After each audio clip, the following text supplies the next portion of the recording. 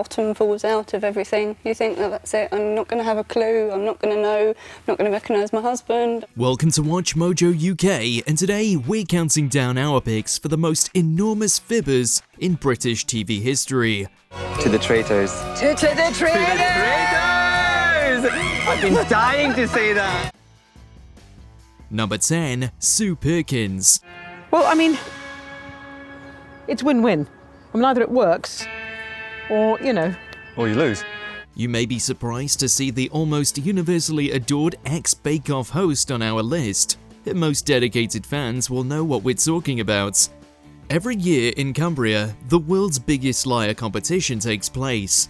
Contestants get 5 minutes to tell a tall tale, and whoever is the most convincing wins the award, attracting competitors from across the globe. Sue, you said, in my opinion, the greatest thing that's ever been said on this show. Please don't make me fart in the dark listening to my own name. After running for over a century, Sue Perkins became the first ever woman to win in 2006. She told a story about people going to work on camels after the ozone layer and the ice caps were both destroyed. Goodbye, Sue. That sounded very final. And after what I've done in this room, I don't blame you. I'm so sorry for everyone. Number 9, Bear Grylls. You talk a little bit about feeling bruised by criticisms. Obviously, there was a high-profile set of articles alleging fakery. It was definitely sort of hurtful when there was one summer where there was a whole bunch of sort of negative articles. Tons of people love tuning into a Bear Grylls survival show and seeing what creative techniques he uses to master the wilderness.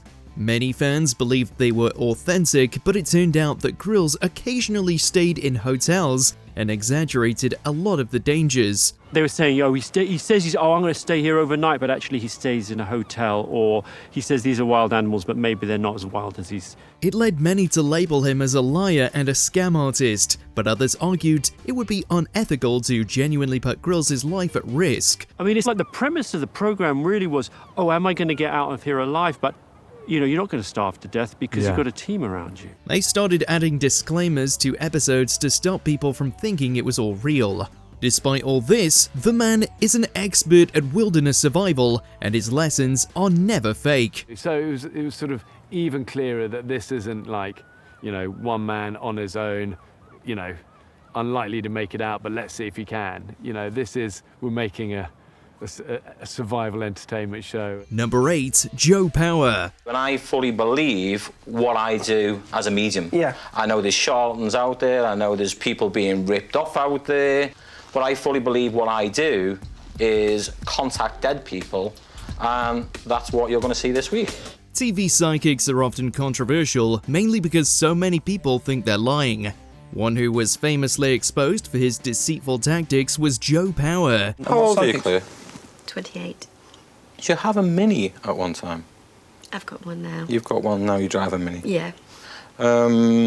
And your cat is the paw okay on one of them. There's been a little bit of bother? Mishka had a problem with one of her paws, one of her claws. In 2010, an episode of Darren Brown Investigates examined his alleged psychic abilities.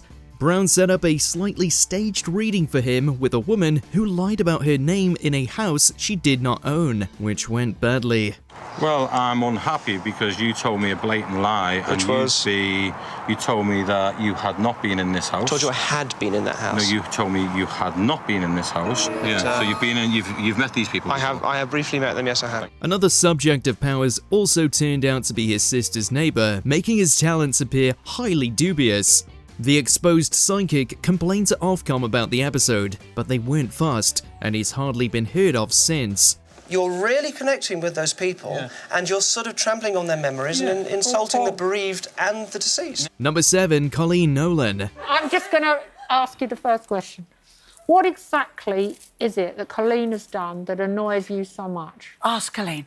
Oh. What, you tell us what she did. We couldn't see anything. The Nolans were a massive girl group in the 70s, which turned Coleen Nolan into a celebrity.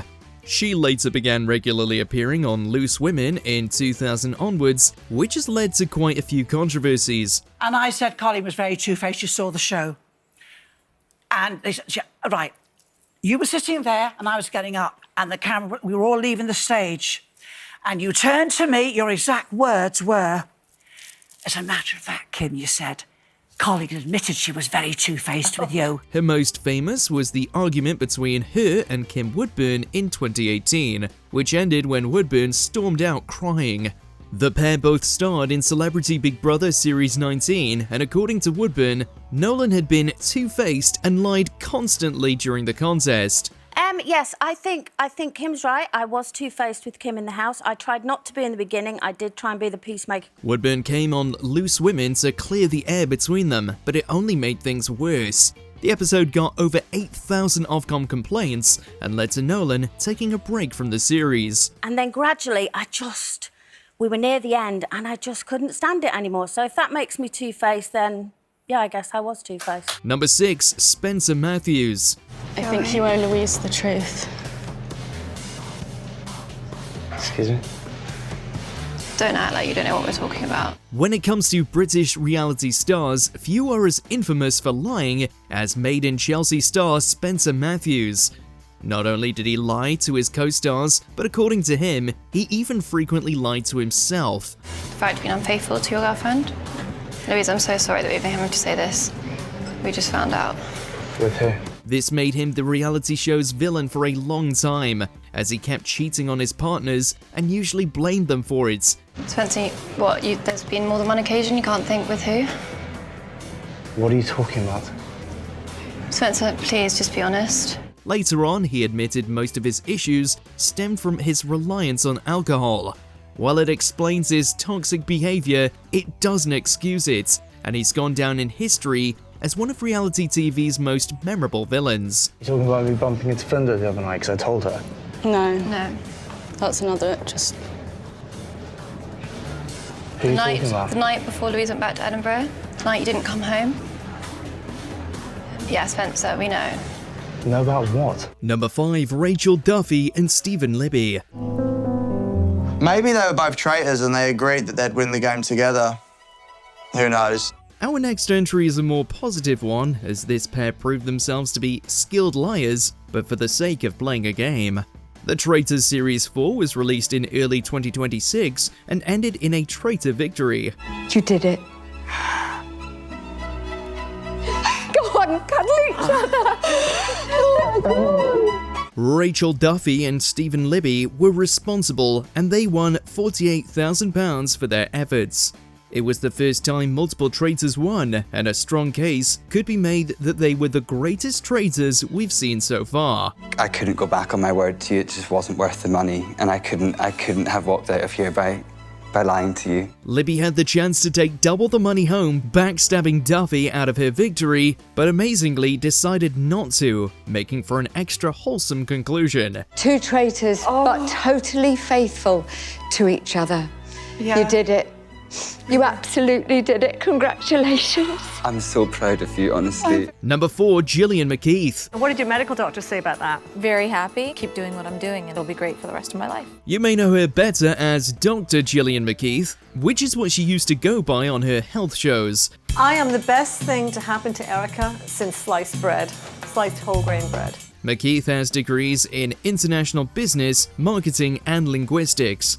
This led to a controversy surrounding her choice to call herself a doctor, something she agreed to stop doing in 2007. One of her most infamous moments came in 2010 when she faked a faint on I'm a Celebrity to avoid a bush tucker trial. We'll explain it all, don't worry. We'll explain exactly what's going on, okay? Let's get Bob in. Bob. Okay, bring the oxygen in, please. While on the floor, allegedly passed out, you can even spot her pulling her shirt down to cover her belly. We're not doctors either, but we know when someone's unconscious, they can't do something like that. Okay. Take the helmet off. Number 3, Roxanne Pallett. You said he'd been punching you repeatedly and deliberately. It was the word deliberately that I regret. Yeah. Massively. One of the most notorious controversies from Big Brother history came when Roxanne Pallett accused housemate Ryan Thomas of attacking her. The clip showed he had indeed punched her, but it was a play fight, and it didn't appear malicious or harmful. I massively apologise to not just Ryan, to his family, his friends, his fans, every single person that watched that and completely and justifiably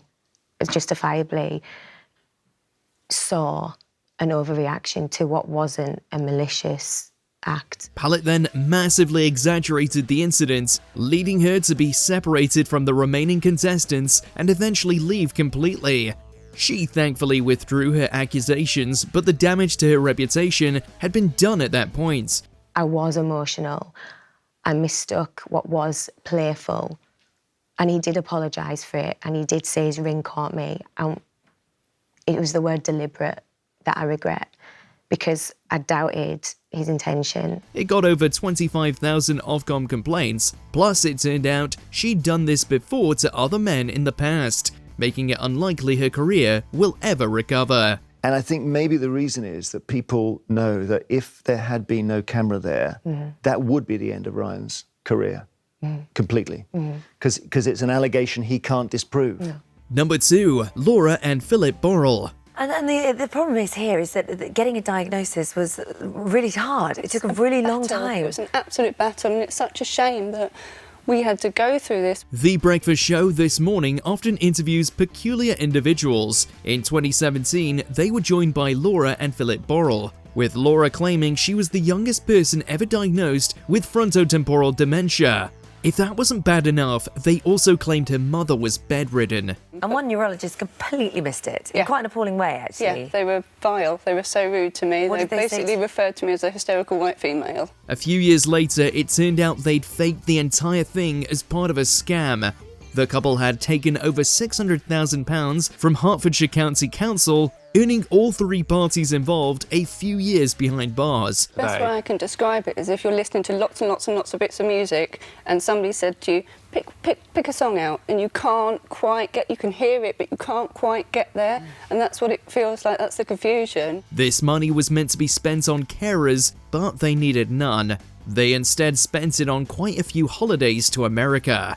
With such a lack of subtlety, it's surprising it took them so long to be found. To hear the words dementia for anybody is like what we said, an absolute fear, very scary, but at your age, probably the last thing you thought you were going to hear. Number 1, Derek Acorah. Is he telling you something, Derek? Is Sam giving you a name?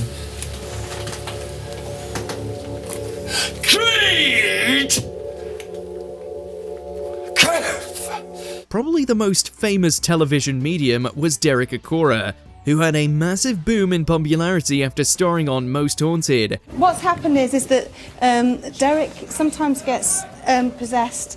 This can happen quite a lot. This has been happening quite frequently. As is the case for most mediums, he was accused of being a fake. Co-star Yvette Fielding insisted nothing was fake, but it turned out that she'd been fooled too. This was revealed in 2005 after their resident skeptic fed Acorah false information, bait which he embarrassingly took, exposing himself for the fraud he was. Great!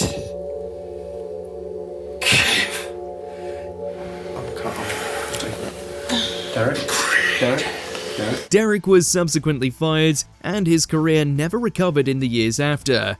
It didn't help his image when he claimed to have been contacted by the spirits of Madeleine McCann in 2012. Over there. It's all right, I've got the... Who do you think tells the tallest tales on television? And did we mention them today? Let us know in those comments below.